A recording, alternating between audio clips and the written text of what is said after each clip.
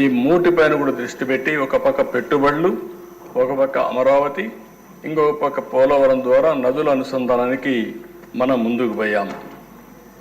అయితే అధ్యక్ష, ఆ రోజు నేను ముఖ్యమంత్రి అవుతానే, అంటే రిజల్ట్స్ వచ్చాయి, క్లియర్గా మెజారిటీ వచ్చింది. కేంద్రంలో 14లో నరేంద్ర మోడీ గారు ప్రధానమంత్రి అయ్యారు. ఎన్డీఏలో పార్ట్నర్స్గా ఉన్నాం. నేను ఆ రోజు ఢిల్లీ పోయినప్పుడు నా అనుభవంతో ఒకటి ఆలోచించాను, నాకు నాలెడ్జ్ ఉంది కాబట్టి. పోలవరాన్ని నేషనల్ ప్రాజెక్టుగా అనౌన్స్ చేశారు. ఇందులో ముంపుకు గురయ్యే 7 మండలాల్ని తెలంగాణ రాష్ట్రంలో పెట్టారు. అంటే తెలంగాణ రాష్ట్రంగానే ఒప్పుకోకపోతే పోలవరం ఇంకెప్పటికీ సాధ్యమే లేదు, కలగా మిగిలిపోతుంది.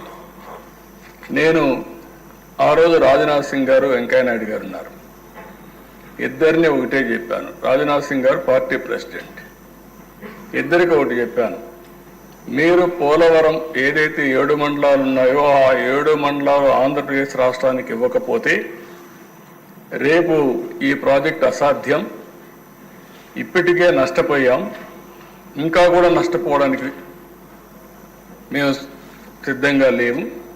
ఎట్టి పరిస్థితుల్లో 7 మండలాలు ఇస్తేనే నేను ప్రమాణ స్వీకారం చేస్తాను, లేకుంటే నాకు ఈ ముఖ్యమంత్రి పదవి వద్దని చాలా స్పష్టంగా చెప్పాను.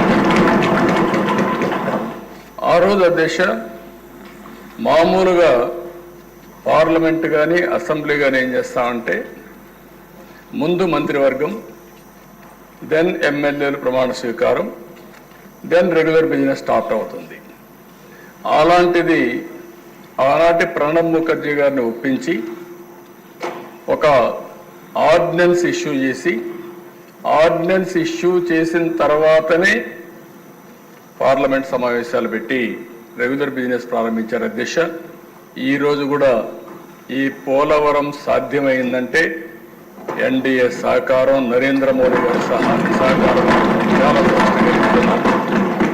అక్కడి నుంచి అధ్యక్ష నేను పోయినప్పుడు నేను చాలా స్పష్టంగా 7 మండలాలు వచ్చాయి, దీన్ని ఫాస్ట్ ట్రాక్లో పెట్టాలి అని నేను అడిగినప్పుడు నీతి ఆయోగ్ ఎగ్జామిన్ చేశారు. నీతి ఆయోగ్ ఎగ్జామిన్ చేసి దేశంలో చాలా ప్రాజెక్టులు ఉన్నాయి, 10 ఏళ్ళు, 20 ఏళ్ళు, 30 ఏళ్ళు అవుతున్నాయి, ఇది కూడా అదే మాదిరిగా ఆ కోవలో చేరిపోతుంది. కాబట్టి ఈ ప్రాజెక్ట్ ఆంధ్రప్రదేశ్ రాష్ట్రానికి ఇస్తే రాష్ట్ర ప్రభుత్వం సమర్థవంతంగా వాళ్లకు అవసరమైన ప్రాజెక్టు కాబట్టి దీన్ని పూర్తి చేసే బాధ్యత తీసుకుంటారని చాలా స్పష్టంగా ఆలోచించి రికమెండ్ చేశాడు అధ్యక్ష.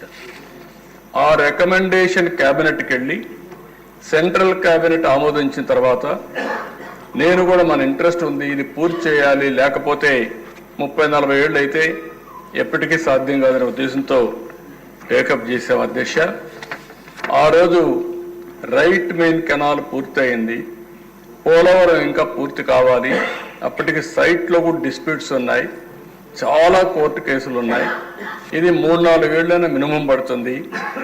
3-4 సంవత్సరాలు నీడు రాకుండా ఉండడం కరెక్ట్ కాదని రైట్ మెయిన్ కెనాల్లో ఎక్కడెక్కడ చిన్న బిడ్స్ అన్ని ఉంటే ల్యాండ్ ఎక్వేషన్ చేసి పనులు పూర్తి చేసి అక్కడి నుంచి నేను పట్టెసీమ లిఫ్ట్ ఇరిగేషన్ పెట్టి పట్టెసీమ ద్వారా నీళ్లు తీసుకుని దగ్గర 100 టీఎంసీ నీళ్లు కృష్ణా డెల్టాకు తీసుకొచ్చి 2 నదులను సంధానం చేశాను. కృష్ణా డెల్టా ఒక విచిత్రమైన పరిస్థితి. ఎప్పుడు కూడా కృష్ణా డెల్టా అనేది ఎప్పటి నుంచో నీళ్లు ఇస్తున్నారు, కానీ ఇటీవల కాలం